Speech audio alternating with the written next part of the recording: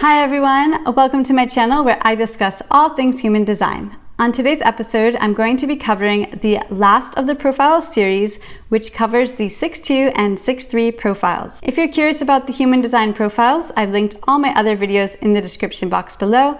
And if you're new to human design and you have no idea what I'm talking about, I've linked several resources in the description box below as well, where you can learn all about human design for free. As always with these videos, I'll be breaking down the lines, which cover the 2, the 3, and the 6, and then I'll be diving into the 6-2 and 6-3 profiles. Let me know in the comments below if you have either the 6-2 or 6-3 profile, and if you have any feedback or thoughts, questions, or anything you'd like to learn about human design so I can keep making human design videos. Starting with the 2 line, the 2 line energy is considered what's called the hermit.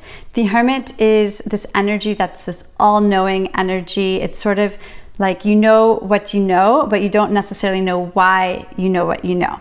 So that's a bit of a tongue twister there, but usually those with a 2 energy in their profile oftentimes are kind of the silent observers in a party, or when you're around a lot of people, you're noticing all the details of the crowd, but you're not necessarily diving into the crowd. You're not there to be the center of attention. You're there to observe what's going on and then take all of that knowledge and think about it and bring it back. The 3 energy is very interesting in that it is the adventure energy. It is considered the martyr in human design, and those with the 3 energy really learn through experience. It's kind of like, I always make the joke, you hear advice, you take it in, and then it goes in one ear, out the other, because the only way you're going to learn is through the experience. You know that you should learn a new language before moving countries, but you just move to that country and you figure it out, you learn the language on the go. That is a typical 3 energy experience. Those with the 3rd line, they're naturally not afraid of failure. You're here to show others what it is to just leap in and try things out. And you're very likable because of all the experiences that you have. Moving on to the 6th line, this is very interesting. The 6th line is considered the role model.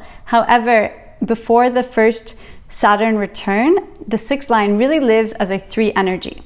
So what that means is those with the 6th line operate with that 3 adventure energy, sort of trying things, learning about things, experiencing them, and then kind of going back and instilling that knowledge.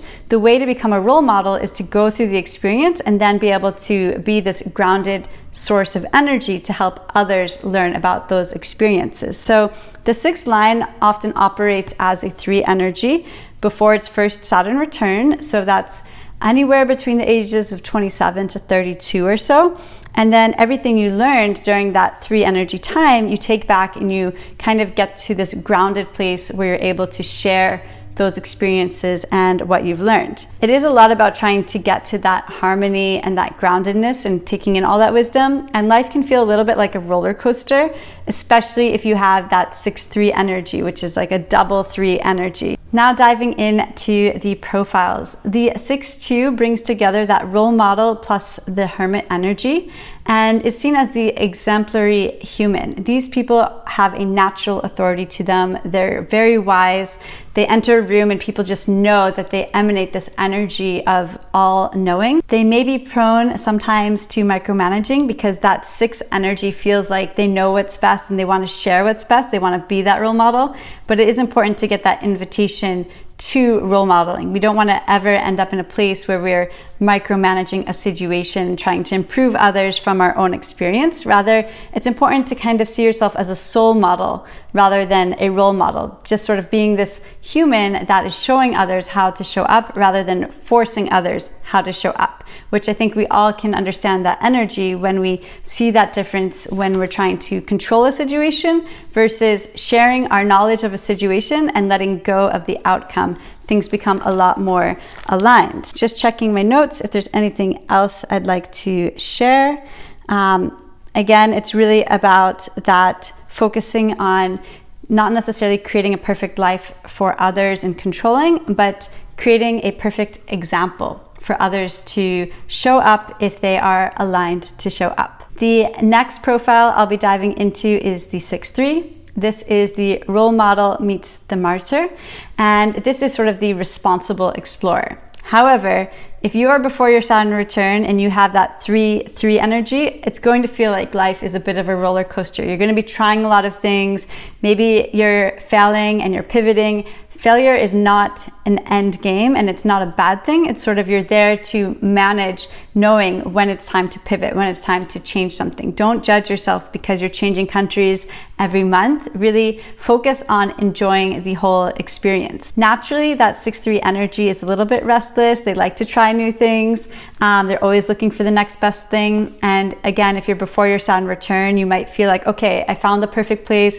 I'm going to move to this location. And you might feel like, oh, I'm there, I'm moved in, but now I want to go somewhere else. That's actually totally normal for your profile energy. Responsibility comes very easily to you, so it's likely that you are able to take on a lot of different things. Again, super important to create boundaries and not take on too much. And it's so important to stay optimistic, because sometimes life can literally feel like a roller coaster and you're trying to get to that grounded state, but you still have different experiences to learn from so that you can then share them as the role model that you are. Looking at my notes, it's very interesting. You're able to process what's going on in real time. You're able to always sort of look for different things happening. You're a natural searcher, sort of searching for the next best thing, but don't be afraid to also enjoy the current moment, because at the end of the day, only now exists. That's all I have for today. I hope you enjoyed this video, and don't forget to subscribe as I try to put out 1 to 2 new videos on human design each week.